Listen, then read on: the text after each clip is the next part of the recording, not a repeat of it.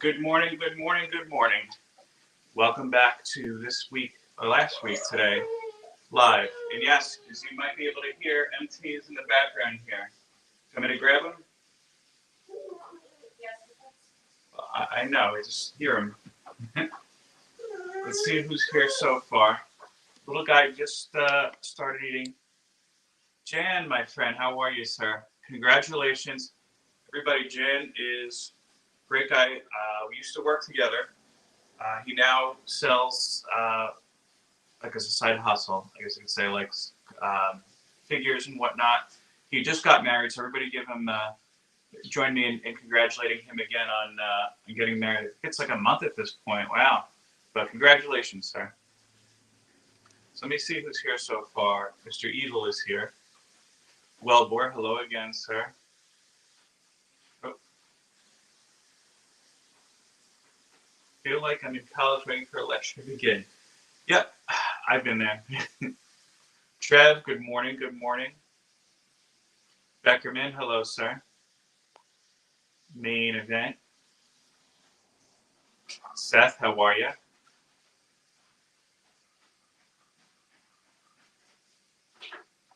Seth, yes, I did. You got to keep up. No, I got tired of it, and my wife was nice enough to cut my my hair earlier today. Let's see who else is here. This chat's scamming on me. Marvin, how are you, sir? Bay, my Bay, how are you? That came out wrong, didn't it? Oh well. Paul, how are you? Looks like we got a good crew here going so far.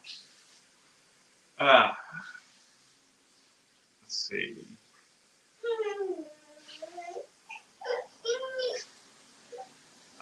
Thanks again, Jan. I still got stuff for you, buddy. We just have to coordinate. I think when it gets warmer. Got dyed yesterday. Yeah. Yeah. Here in Jersey, the last couple days we've been happy to have some nice, uncharacteristically warm weather. And then today it just kind of came back to normal. And it's just cold and dreary a little bit outside. It looks like England, I would think. I don't know, I've never been. But from what I understand.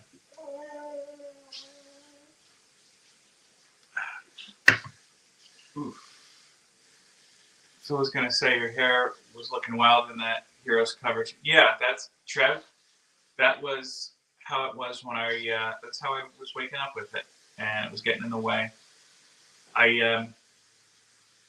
Most of my videos I just kind of start doing on the fly, and I know I wanted to start the Bearded and Cold challenge. That's the video Trev is referring to. If you have not seen it yet, I just put it up yesterday.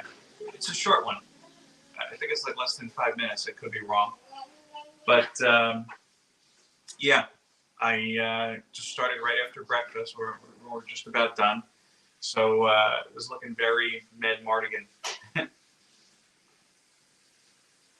Or where are you located again? I don't remember. Are you in Canada? Oh, I keep hitting the wrong button.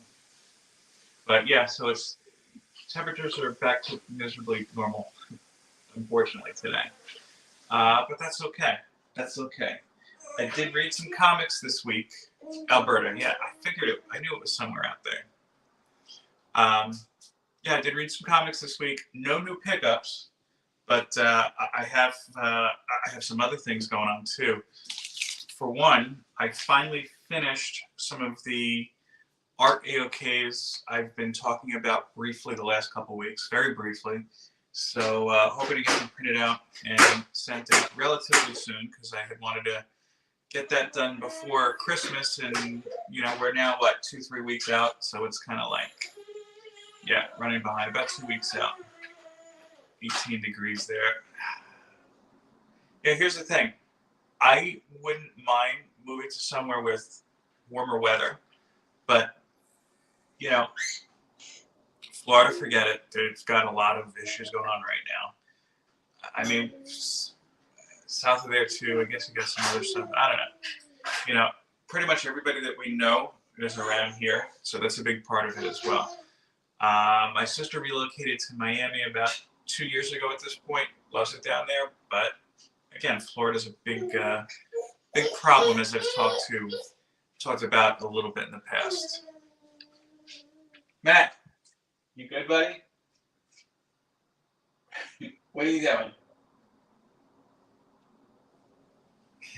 He's keeping himself occupied now. I think I scared him. Brian, how are you, sir? Congratulations again on 900 subs. I don't know if you guys saw it. I mentioned it on Brian's show. After his birthday stream the other night, my channel officially crossed the road to 200 subscribers. So hopefully we'll be doing that. We'll see if we can retain. I was at 202, and then as of this morning, I'm at 201. So, there's that, retraction with expansion type of thing. Trying to think. Florida's the guns don't bother me. It's the affordability, I think, that's going to go out of control with Florida. But I've talked about that in the past. I'm not going to go on that. That's insurance talk. Oh, Marvin, thank you, sir. Oh, Marvin was number 200. We are going to do a 200 subscriber giveaway at some point. What I'm going to do, thank you, Evil. I'm going to kind of wait and make sure that it sticks for a while, maybe give it a week, and that'll give me some time to really think about how to celebrate this. I know that if you recall, or if you're not sure, there's a playlist you can even go back and look at. When I had the 100 subscriber challenge, I did a Love Your LCS challenge where I had people make videos or recommendations about their LCS. And that playlist is still up. I'd like to do another type of VR thing, but I also, of course, want to tie some of the people who aren't content creators into that as well. So I have to figure that out. But again, I want to give it at least a week just to make sure everything sticks. Whenever YouTube does a great purge or, the Russian set spots get taken off. Because, there's at least like 10 in there, probably more. Oh, he's good now. He's drinking. So why don't I show you what I've read this week? So again, stay tuned for the 200 subscriber challenge. Before I forget, next week I might be a little bit late. I have an appointment early in the morning. Hoping to be back in time for Brian at least, but it's going to be a tight one. I'm not gonna lie to you. I didn't realize it before this morning, but I did a fair amount of reading this past week. I guess the best thing to do regarding next week is just to keep watching the community tab. I don't use it that much, but I'll update everybody as to what's going on. And even if I'm going to be late, I'll just try to update it there too. There's always a room for it. Yep. Naman, how are you, sir? I'm sorry you crept in there. I didn't see you.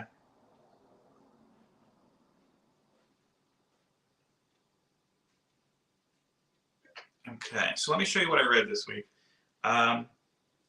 I'm going to warn you right off the top of my head. It is a very X-heavy week. Hey, Zach, how are you? I read a lot of X-Men related books. I'm slowly going to be moving towards digital on a lot of other things. DC, I still haven't kind of pulled the trigger on it. Just was waiting for a nice sale and didn't see it. So I don't know. Have to wait on that one a little bit longer. But floppies this week, I read Sabretooth and the Exiles, #1. I enjoyed. Hey, Lady Fantastic, how are you? Why did they break your heart? She had a great appearance, by the way, on Gary's. Was it the 1011 or was it the Hot Seat? I think it was the 1011. She was one of the guest hosts, and it was an interesting perspective. Hey, Matt Woods is back on Gambit in particular. But like I said, Sabretooth and the Exiles, this picked up from the Victor LaValle series, where Sabretooth basically escaped. I should tell you, I'm going to give you a little bit of spoilers if you haven't read that. Sabretooth managed to escape from his prison in the heart of Krakoa, along with 1, 2, 3, 4, 5, 6, a handful. I can't even count right now. I don't know. I didn't get coffee yet. With a handful of mutants who were also in prison there. Hey, Cole. And some of which I question why they were there in the first place. Just because that prison on Krakoa. Yeah, evil. Some spoilers. That prison on Krakoa, if you didn't know, with Krakoa, when they started it, they gave everybody amnesty. So if you were a villain at one point, you know, your sins, as they say, your crimes were wiped away so that you could be part of Krakoa. And Sabretooth was the only exception. Like, well, yeah, we don't think you can get better. And they kind of just banished him into the bowels of Krakoa until he figured out how to manipulate it somehow. Evil Purple is number 2 for me. Oh, okay. Oh, I thought Evil Purple was a color. Yeah, I don't know. Beckerman, I don't know. Hey, White Mojo Wolf is here. If you like a good video game channel, by the way, White Mojo has been doing some great playthroughs. Comic Journey, how are you? And happy birthday. Yeah, I mean, and my kind of assessment of this continues a little bit, where if you read, was it not Marauders, Hellions, you saw Nanny and Orphan Maker go into this hell as well, and that I could understand. The others, they don't strike me as dangerous people, dangerous characters rather, dangerous people. And it's like, okay, so how do you go from Sabretooth and then down to Necra, this character who I don't even really remember who that is. But, you know, it's still a very kind of compelling series. Victor LaValle really writes Sabretooth pretty well. But, yeah, I'm going to continue with it. Like I said, even though I don't think that these other mutants are necessarily the most dangerous people who were in that prison and now they're trying to basically help catch Sabretooth. Yeah, really well done. I know I'm stepping on my words here. Yeah. These next 2 books, I have to tell you, were a big surprise. Lady Fantastic, I'll say this, and Comic Journey, I will say that this is a limited X series that I think you should pick up. The first issue, which I've talked about in the past, wasn't my favorite just because I felt like some of the characterizations were off. Second and third picked up. I really get it now, and it's pretty great. Exterminators number 2 and Exterminators number 3. A little bit of water damage on that. So basically what this is, and I'm trying to think, what was I going to say? Oh yeah, if this is your first time checking out me going over what I've read, keep in mind I'm always a little far behind. So show me the cover. Which one? Here was Exterminators 2.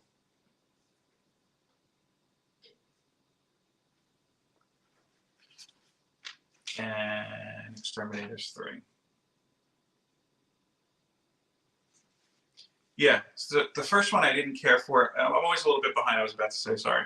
So you might say, well, that came out a while ago. I was like, well, I just read it. There you go. So if you haven't read it, these are things you could just run out and pick up, and these aren't things that are particularly hard to find. Journey. I don't know about Exterminate. They're changing all again soon anyway.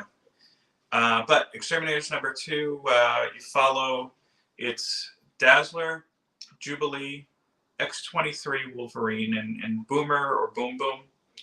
And they've basically been trapped by, I can't remember his name, Dracula's son and a whole bunch of vampires.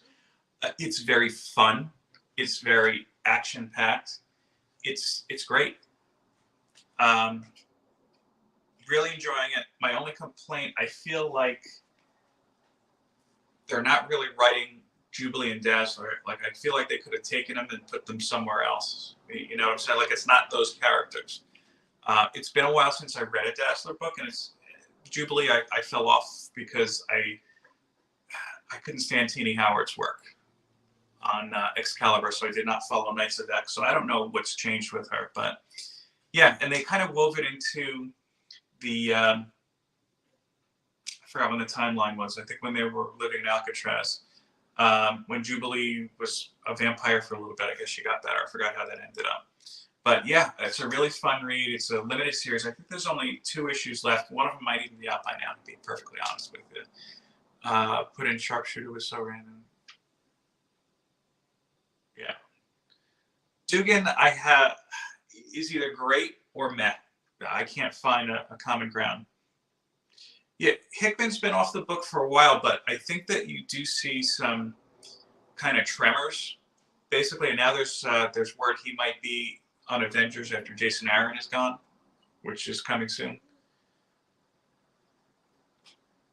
How many X? I don't know if there's 18, to be honest with you right now, Paul. I mean, I could tell you I'm not getting all of the X titles. I'm not getting all the tie-ins or anything like that, but yeah, I could tell you, like, I've tried some and dropped it in favor of reading it digitally. That was the case with Marauders. If you've watched me a while, I was really looking forward to Marauders. Steve Orlando let me down on that. Just wasn't very good, in my opinion. And I tried to actually read the issue after the last one that I had purchased online this week. I can't tell you what number it was. I got halfway through it and was like, yeah, it's a good thing I got off this title. And, you know, I should mention, too, a lot of the X titles are going to be ending, or they're gradually ending, I should say, because they are building up to the fall of Krakoa. Yeah, Evil. Marauders, I loved the first volume. The second volume, total letdown. Don't even waste your time. I'm not picking up the Scarlet Witch series because it's written by Orlando as well. Yeah, that's true. Wait until Midtown has a sale. By the way, Journey, if you're still here, I just thought about you before the show because I saw an ad that the Astoria outlet for Midtown is having a big sale. I think they have a sale every weekend, but they're having a big sale, I think, next weekend or something like that. I just saw it pop up on Facebook. Okay. Now, Lady Fantastic said she's been reading this one. I've been reading this one too, but this was the first. I felt like this one was a misstep. X-Men Red #8. I've been loving the X-Men Red titles, issues, I should say, up until now. I felt like it was that mixed with Immortal X-Men was kind of like a Game of Thrones for the X-Men titles. This one I started out really, really hating. I'm going to be honest with you. It just was lost me. It felt like a lot of back and forth, and it honestly, it kind of reminded me of the Star Wars prequels when they have like the whole heavy Senate and government kind of thing. Because the first quarter of the book feels like that, to the point where I stopped after that. Turned the book around to see if Al Ewing wrote this one. I figured maybe he took a break or something. He was taking a vacation. But I will say this: midway, it kind of catches back up with some of the stuff he started in Sword. You know, that I thought was interesting because he kind of jumped in with Sword at the very end, just because Teenie Howard, I thought, was not doing a great job at that book at all. And then he caught us up towards the end. I'm not going to spoil this one, but you finally see something that Hickman actually had started come to a head. And yeah, I think that I should say this. There's rumors that X-Men Red just ended. I think the last issue just came out this past week. I saw that on, I think it was the I forgot the thing. It's something on Instagram. I don't know. But yeah, I kind of got what they're going. And again, it sounds like they're really building this more towards the Sins of Sinister, which I mistakenly thought was just going to be kind of like an alternate Age of Apocalypse-esque storyline, but feels like it's going to be much more different. Let's see. Anything else here? Yeah, David, I saw it. I'm going to touch on New Mutants shortly. Okay. Next one I really, really enjoyed. This was probably my read of the week. Again, kind of behind Immortal X-Men. This is number 8. First of all, I also bought the Phil Noto cover. I'm collecting those covers as well, but this has got to be the best Mark. I shouldn't say the best. This is my favorite of the Mark Brooks covers I've seen to date. I love Mark Brooks. I have one of his big. If you've seen the X Family. Oh, Matt's making chili for everybody.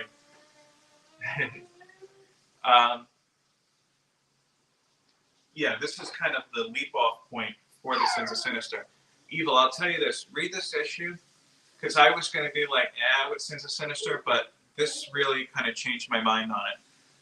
This ties directly back to, if you've read the adventures and the ongoing adventures of Cyclops and Phoenix limited series from this point, I think it's like 20 years ago, probably more, and I don't want to admit that. Which you could probably read digitally if you don't want to go jumping in back bins or whatnot. And you talk really about the origins of Mr. Sinister, and also the origins of, Apocalypse, of course, was part of that. I didn't realize Mystique was that old, I have to say. I knew that she was older, but it's one of those things I might have known and just forgotten. Destiny as well. But, they kind of really lay the foundation in this for the Sins of Sinister. And really, I think they kind of tied into Hickman's original kind of Moira kind of storyline that started off the Powers of 10 and the House of 10. But yeah, this was a great read. If you haven't read an X book in a while, this is definitely something great to read. Yeah, Lady Fantastic, and that's exactly how this ties in. And I remember reading those series back in the day, and they were dense reads, but you had a lot of stuff that was going on in here.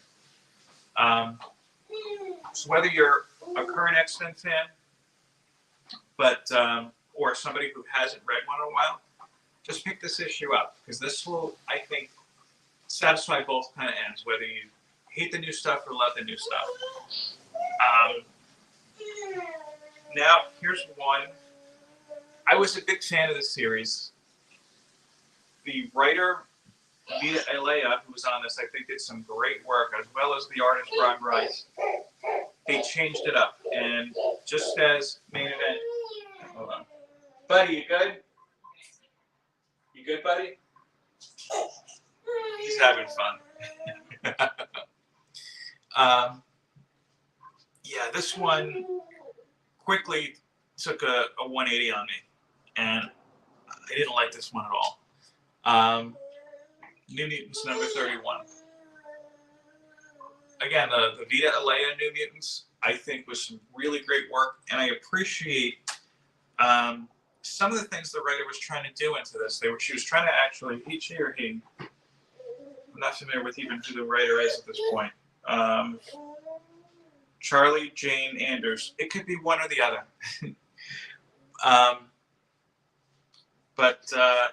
There's a focus on this newer character, Escapade, who sounds interesting. I know David from Main Event has talked about it. Here's the thing, and I've heard, when I was on the hot seat with Gary, Digger Jim asked an interesting question, which I just saw him ask Scott Vaughn as well on the latest issue. Do you base a comic on good writing or good art? Can you read a bad writing with good art, or the other way around as well? I always figured myself it would be a mix here, but the art in here, while it's not terrible, it's distracting. It's kind of, I'm trying to find a page here. This is something that jars me whenever I read. All right, you going to take a nap, buddy? All right, see you like in an hour or so. Little guy's going to bed. Yeah, here you go. It kind of is like, it's not bad, but it's not great. But what really pisses me off, if you look at Escapade, the other character, and Go Girl, and then you look at some of the other female faces here too, and I'll show you back on this panel again. It's the exact same face. You know, they just change the hair or change the pose or something like that, but it always looks like the exact same face. I have the same problem with J. Scott Campbell. He just draws figures a lot better, women figures a lot better.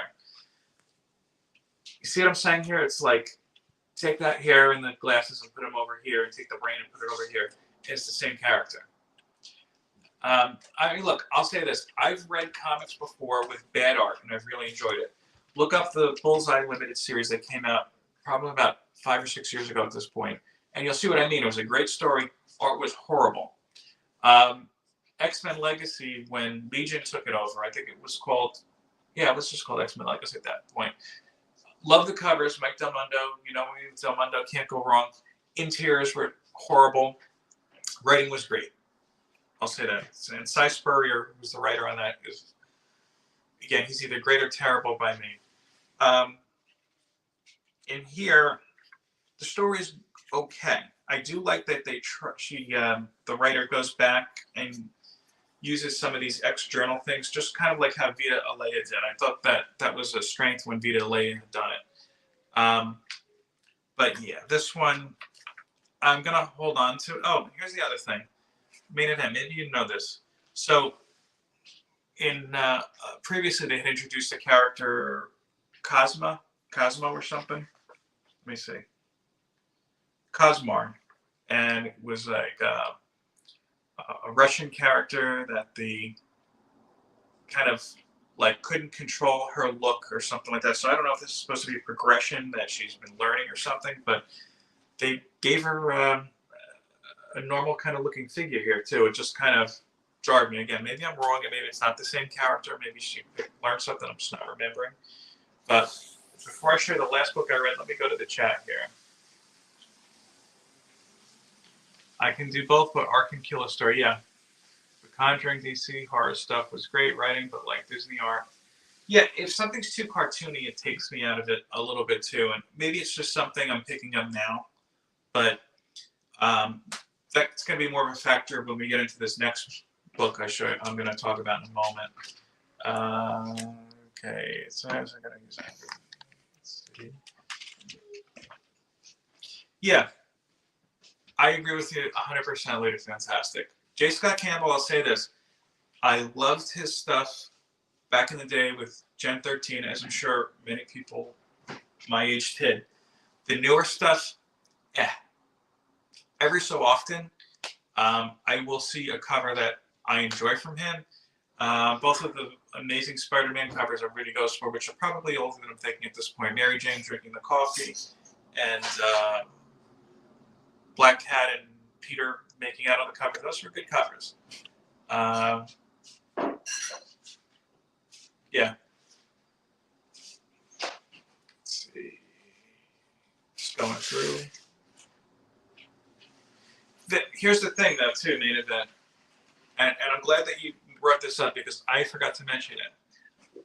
That part, yeah, there's parts in it where basically Escapade is trying to prevent the death of her friend, whom she had somebody gave her a vision that she will accidentally be responsible for how this person dies. Which, by the way, good premise. I kind of like that. It's very kind of 5 Monkeys, or 12 Monkeys. 5 Monkeys. I think that was it. 5 Monkeys is a barbecue place. I'm thinking of 12 Monkeys, the Sylvester Stallone. Jesus Christ. I didn't have coffee yet. Okay? Not Sylvester Stallone. The Bruce Willis movie from a while back, which actually was based on an old French film that was much better, but I digress. So what's interesting is they're kind of talking about their past here, and they only do this for, I think, maybe two, maybe even three occasions, but they, to show them as kids, they kind of, like growing up, they shoot their style from this style that I'm not a fan of to like a very kind of Charlie Brown-esque illustration. That I really like. And I don't know if it's just because I don't like the other art that much, but it works well. And I kind of get to that they're reminiscing. So it really kind of catches the vibe there for me. I enjoy that. So let's see. Oh, Brian had to go. Okay.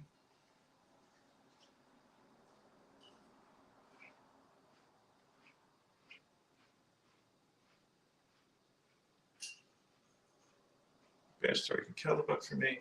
Yeah.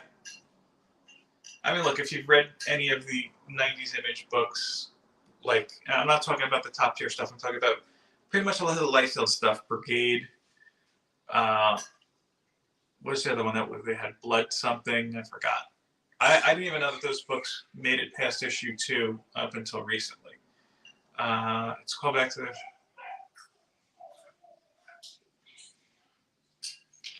So call back to their first appearance in the Marvel Legacy book. Oh, you mean the yeah. So I didn't particularly read those the Marvel that Marvel Legacy appearance. You know, those are those kind of one shots that they put out that they usually put out like 8 of basically. And they usually do it for some cause, and it's not that I'm against the causes or anything. It's just I feel like, as I've said this before, if they're going to put out a book and say, hey, we're putting out this book to celebrate the LGBTQ community, for example, okay, take some of these proceeds and put it towards that cause then. Because right now you're just using it as a sales point. You're making money off of that. And look, Marvel is owned by Disney. We all know that. Disney does that in their parks. If we were watching, what is it? Ordinary Adventures. That's a YouTube channel where it's people who just go to theme parks all the time. They were in Disneyland during Pride Month, and they had special Pride T-shirts for sale, and it said on it, there's a label, a portion of these goes towards blah, blah, blah. Okay, do that with your comics then, too, because then you're just making money off of it, and that I'm not a fan of. Okay, just going through some of the comments. Okay, I'm caught up on those. The X-Men books, I feel like, are slowly winding down. While they're for Sins of Sinister, that Immortal X-Men really got me excited about it, and I guess X-Men Red, from what I understand, is also leading into that. I haven't read the latest issue yet. Once I do, of course, I'll know more. But I'm kind of interested in seeing that. And of course, I think Immortal X-Men also tells you how Sins of Sinister is going to end, and that's going to go right into the fall of Krakoa. Whether it's really ending or not is still another story. But the next and the last book I read this week was a book from Boom Studios. I still have a lot of Marvel to go through, but I wanted a little change of pace. Once Upon a Time at the End of the World, #1. First, I'm going to say this, and I know a lot of people have already probably said this about it. Why can't Marvel and DC get this paper quality for the same price? Because this was a gorgeous book to just even flip through. Quality-wise, cover-wise, it's great. Jason Aaron, I'm not the biggest fan of. I'll say this. I've read some of his runs that I've really enjoyed. I think his work on Thor, needless to say, is unsurpassed. And some of it just kind of fell flat for me. I liked his Wolverine run, but it wasn't my favorite. Definitely a different take. Kind of reminded me of a little bit of Grindhouse kind of style, which is very kind of like action and a little bit gritty. And then some of his stuff just doesn't come off for me like. I forgot. He did one of the big Marvel events where the Watcher lost his. Watcher was killed and somebody was trying to acquire his power. I can't name it. That one didn't go for me.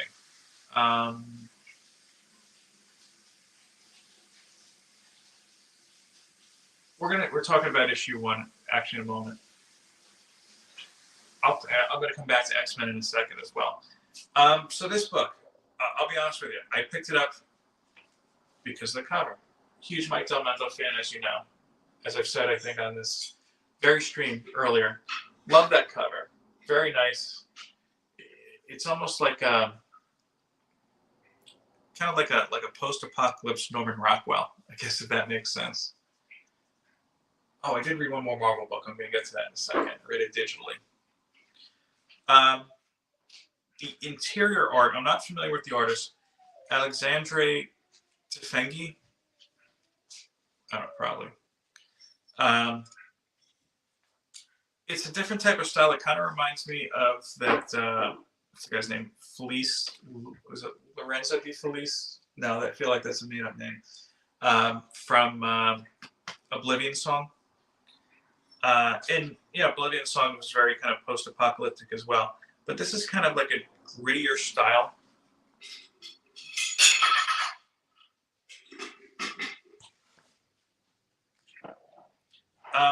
Story-wise, I kind of felt like a whole lot really didn't happen. And that's kind of on my end here, too. Basically, you meet this character who she's traversing the end of the world. Apparently there's like a big flood, so she's got to go by boat. She's been going a really long time. Finally comes across this giant tower because her boat springs a leak, and is shocked to find somebody's living in it. It's a boy who's been living there on his own, and he's kind of designed the tower to, I guess, resemble like if you were. I know I used to do this when I was a kid. No problem, fanboy. I appreciate you coming out. I'm gonna actually be ending soon anyway, too. Yeah, so it's kind of like when you were a kid, if you ever like grew your dream house in school and stuff like that, you had like, here's an arcade room and here's this room. That's pretty much what this kid's turned the tower into. He's got like a pool of books, that type of stuff. And that kind of stuff is kind of charming. The girl is more of a survivalist. So she's like, yeah, I'm not sticking around. And it makes the kid want to leave the tower for the first time. And that's how they kind of leave it, where the kid is basically left the tower for the first time, seems like in his entire life. So just kind of catch up with this girl who he's been kind of infatuated with. And then they give you that little kind of glimpse of the future at the very end. And that had me a little interested. Was it my favorite read of the week? No. Was it a good read? Yeah, I think it's enough to at least check out the next issue. And from what Evil is saying, it sounds like it'll be definitely something to catch up on. Let me see. It was a really good first issue.